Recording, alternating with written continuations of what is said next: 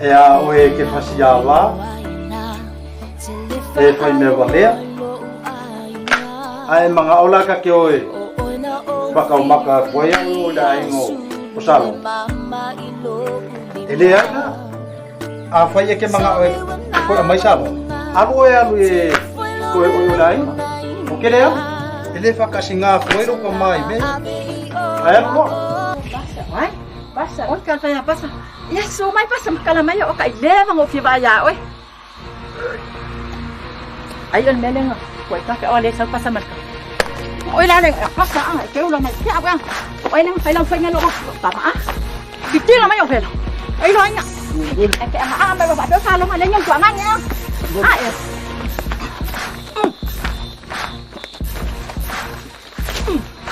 ya mga o ba ay ke ole Panguang nga malelelang nga yan. Saan ko ba ya? Kaya nyo kaya ka makamaka. Lasi na pasa. Pailaw ko sa singa nga. Wala ngolang sa sila talong.